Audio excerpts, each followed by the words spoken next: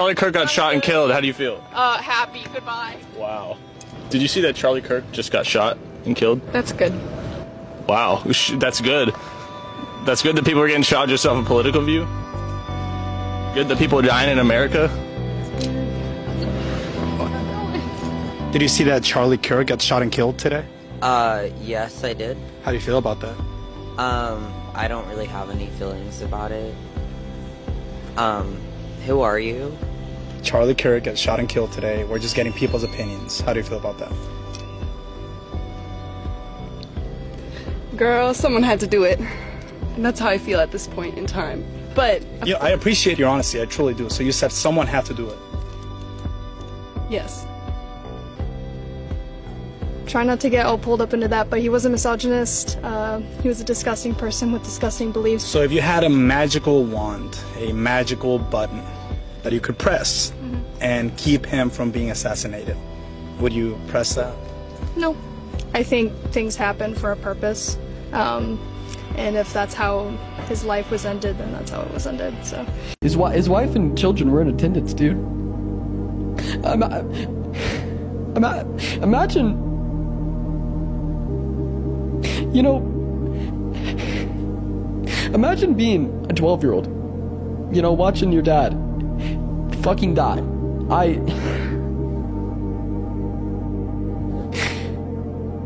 Nobody deserves that. Not even Charlie Kirk. Charlie Kirk got exactly what he had been advocating for. I'm not endorsing it. I'm not condoning it. He got exactly what he had been advocating for.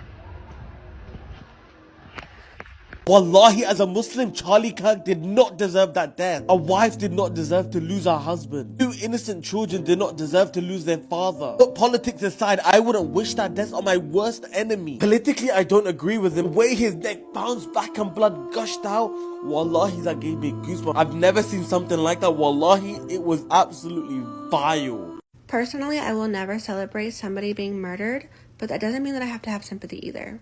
Charlie Kirk is going to have a legacy, but it's going to be a bad legacy to a lot of us. And he will be remembered by all of the hateful and racist rhetoric that he spread while he was alive. Charlie Kirk, a young right-wing activist, was answering a question about gun violence when a shot rang out. Do you know how many transgender Americans have been mass shooters over the last 10 years?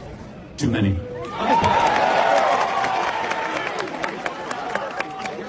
It's 5. Okay, now 5 is a lot, right? I'm going to give you some credit. Do you know how many mass shooters there have been in America over the last 10 years? Counting or not counting gang violence? Great.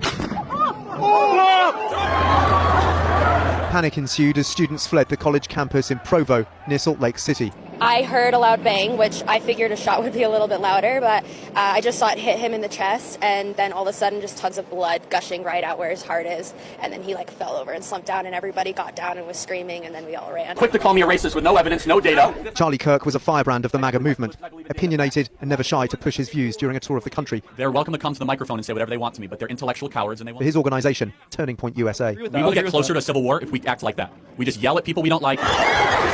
This shooting will only deepen the profound political chasm which cuts across America in an ever more toxic atmosphere of hatred and violence. This is crazy. So a video has surfaced that fully shows the shooter that was on the building running after having shot Charlie. So originally this video surfaced where these two guys noticed that there was something strange on the roof. I posted about this earlier where they actually saw him getting into position and crouching. And people weren't 100% sure that this was accurate just yet because there was no movement. This was right after the shooting. Everybody's ducking, but if you look closely, here you can see him actually running after firing. If you look closely at the beginning, you can even see him holding the rifle. Here's a better look at what we're talking about. It looks as though he might be throwing the weapon onto his back as he makes his escape. And here's a completely different angle of that we can see him laying on top of this roof right before he takes his shot. Now this is not a political event, so somebody being on the roof, not that it's common. It's just that Charlie doesn't have a team of Secret Service members looking out for something like this. To me, this is truly shocking footage, but what do you guys think about this?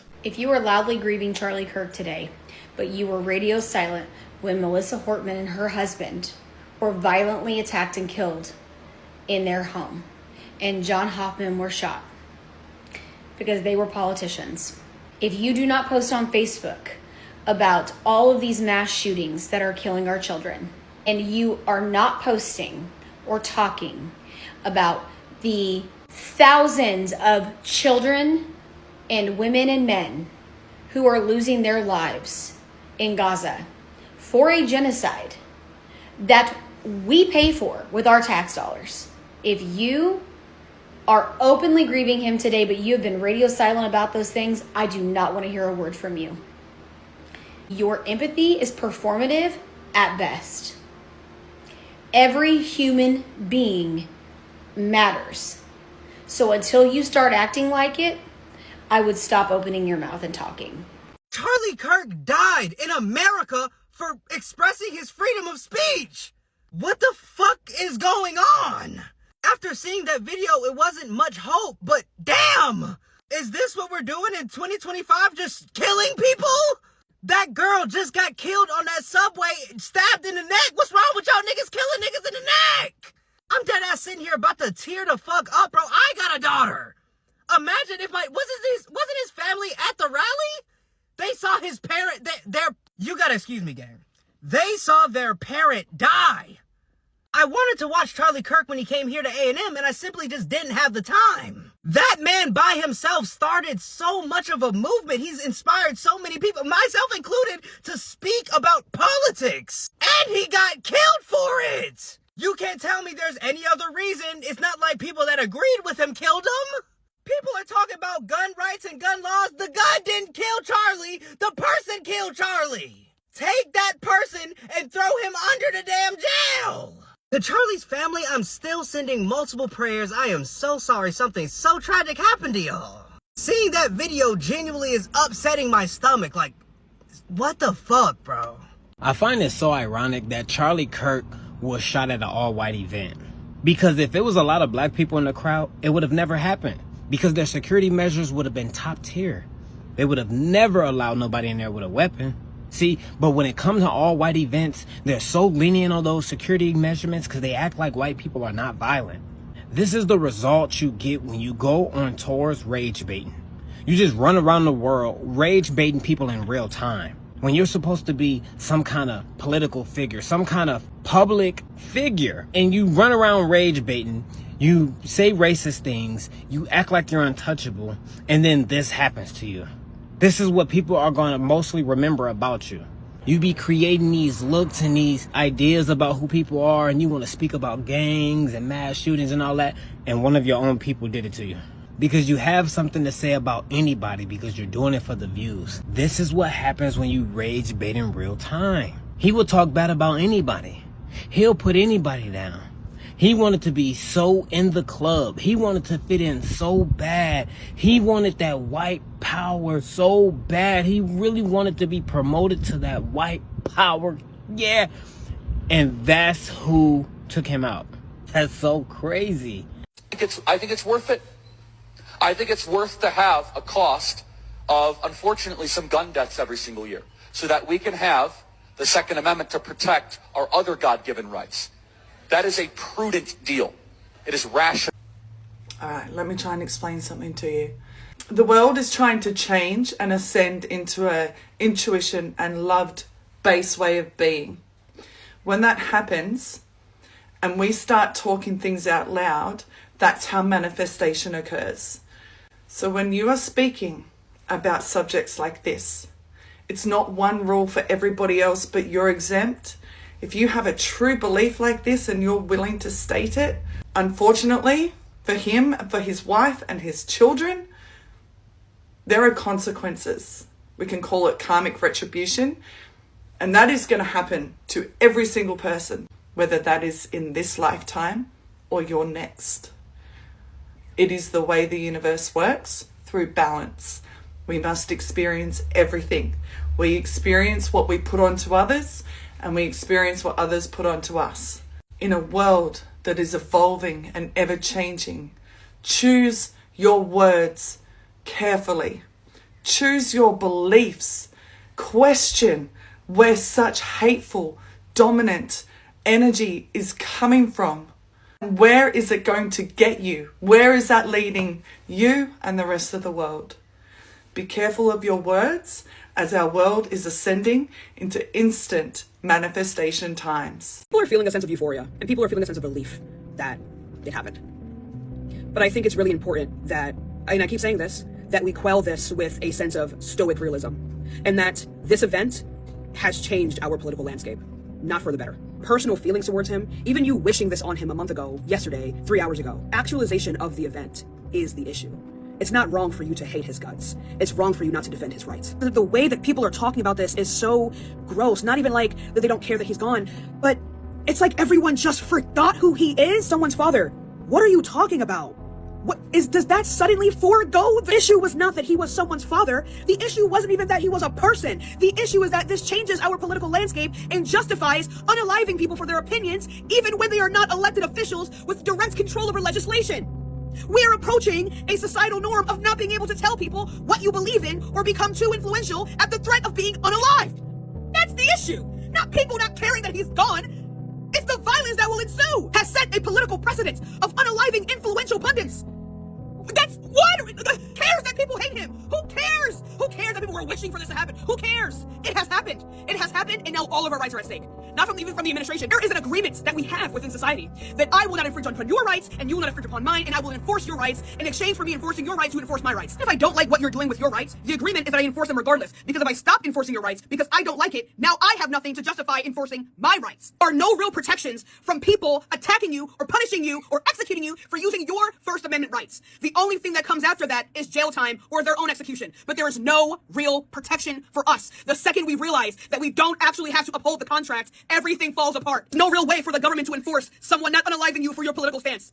No matter how influential you are, there is no real protection from that. There is nothing really stopping anyone from doing so. This is the precedent that this has set. Wishing for something to happen is not the same as it actually happening. Your thoughts are your First Amendment. Your actual actions are not. They're not your right. You don't get to just impose that onto other people. That's why we only prosecute actualized crime when you really do the thing and not a thought crime. Because you can still enforce the right for someone to think whatever they want to think. You can no longer enforce Charlie Kirk's rights. He doesn't have any anymore. It is irreversible. All right, so I have seen the video multiple times from various angles. And yeah, I gotta say, he does look better in red. But that's not what I want to talk about, okay? Of course, naturally, there's going to be the virtue signaling coming in from really both sides, mostly the right, but, you know, yeah. But, yeah, and, you know, they're going to be saying shit like, oh, he was a husband and father. It's not right to be, like, cheering someone's death. And I'm just like, look, this man said he hated empathy, okay? I'm just respecting his wishes. But, honestly, empathy has its limits, okay? And quite frankly, like, MAGA as a whole has just completely exhausted my empathy. I got nothing for y'all. Like, not even the concept of. And no, I don't condone violence, but it could not have happened to a better person, you know? And as for his wife and daughters, you know what? His wife is young enough to remarry. She'll be fine, you know? And his daughters, considering the shit that he's been saying about women, I'd say they're better off. I don't even think that condolences are really fitting here. I'd say congratulations are in order. I mean, like, literally nothing of value was lost. But there is a lesson to be learned here, okay? And the moral of the story is don't be a piece of shit. And maybe, just maybe, people won't feel as inclined to shoot you in the neck and have you bleeding out like a water faucet. Just saying. Bottom line, he was a waste of carbon, and the world is now a more beautiful place now that he has left it.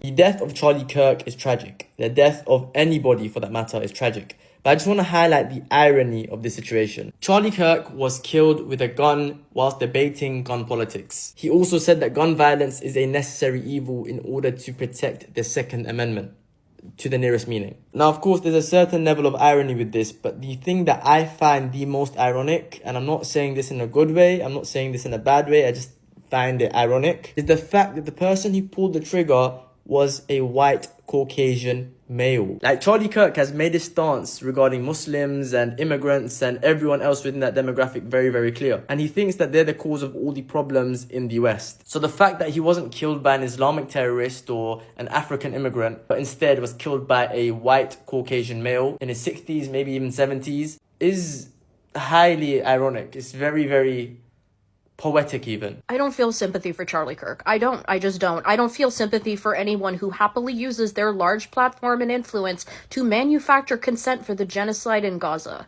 One bullet hit that man, 355 hit Hindra job, and Charlie Kirk still defended Israel. When Palestinians were being torn apart in the hundreds by bullets trying to get a bag of flour for their family after being forcibly starved to the point of desperation, Charlie Kirk still defended Israel. There was a time when he said that there was no such thing as a Palestinian at all. So no, I don't feel sympathy for this. I just don't. I used to follow you, but today I will not.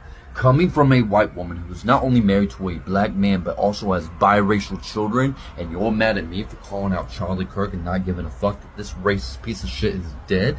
Let me paint a pretty-ass picture of who this man really was. I'm sorry. If I see a black pilot, I'm going to be like, boy, I hope he's qualified. Okay, so he doesn't think your husband is qualified based on his skin complexion. View that the country made a mistake when it passed the Civil Rights Act. Also true. So therefore, you and your husband couldn't be married in the first place. You do not have the brain processing power to otherwise be taken really seriously. You had to go steal a white person's slot to go be taken somewhat seriously. Oh, and of course, thinking black women do not have the brain power to be qualified for any fucking job. And you thought if you followed me, I was going to be the person who feels sympathy for a piece of shit like this? Fuck Charlie Kirk and anybody who supports this motherfucker. He is not a decent human being. He is immoral and he has zero code of ethics. I will never feel any sympathy for anybody like that. Does America think we're this stupid now? Like, they're gonna expect us to believe that some college kid was able to do a kill shot right in the artery of Charlie Kirk's neck? Come on, guys. It's time to wake up. The Simpsons predicted the tragic Charlie Kirk incident years ago. The episode opens with a university quad packed with students. Banners flap in the wind. A stage is set up under bright floodlights. A political activist steps to the podium. The crowd cheers. Phones rise into the air to capture the moment. Suddenly, a muzzle flash bursts from the balcony. The microphone screeches. The activist collapses onto the stage. Gasps turn into screams. Students dive for cover. Books and signs scatter across the grass. Chairs topple in waves as the crowd surges. Security rushes forward, shielding the stage. Some freeze in shock. Others drag the wounded away. The crowd tramples fences trying to escape. Shoes and backpacks are left abandoned in the rush. Police swarm the field with sirens blaring. Reporters shout over one another, shoving microphones toward anyone who will speak. An ambulance backs up to the stage. Paramedics kneel in the floodlights, working frantically. A stretcher rolls through the barricades. Back at the Simpson house, Marge clutches Maggie, shaken. I can't believe this is happening in America. By morning, the stage is abandoned. Candles line the campus steps. Flowers pile beneath a torn banner. Handwritten notes cover the walls. Students sit in silence, holding one another. Follow for more Simpsons predictions like this. So, Charlie Kirk. Charlie Kirk getting shot is not just politics. This is actually a ritual. This happened days after a blood moon eclipse, during eclipse season. And whenever blood spills under eclipse, history shows us it's never just random. These things are symbolic. That blood moon in Pisces was about endings and karmic closure. Today, the moon squares Pluto, the planet of death, transformation, and power. So tension, violence, and control issues are already surfacing in the collective. Saturn is also retrograde in Pisces, which is calling for karmic lessons. Now, watch the media sorcery. What they're going to do is they're going to frame Charlie Kirk as a martyr, a fallen soldier for the cause. Trump is already flying flags at South Mass. This is perfect for energy harvesting. See, martyrdom is not just narrative, it's spell work. Notice how the media wants us to pour sympathy, regardless of this man's words or deeds. That's the spell, that's the sorcery, turning controversy into martyrdom and pain into power and blood into energy harvesting. That's the energy harvesting. It's not about the man himself, it's about the symbolic power that his death can generate. Also, look at the numbers. This happened right after the 9/9 portal yesterday of completion and release, and today is 9/10. Numerology makes today a one day, a day of reset, a new beginning. Also, the anniversary of 9/11 is tomorrow. How convenient. Watch how this event will be used and narrated politically for power and also policy. So don't just react, decode. Eclipse season is a mirror, and ask yourself, whose story are you feeding with your attention? Because your focus is an altar and your energy is an offering, so protect it at all times. This isn't just about policy, race, or murder. It's about fear, it's about influence, and it's about control. Will you choose to focus on politics and the news, or your own personal power and the presidency and politics of your own life and those of your family?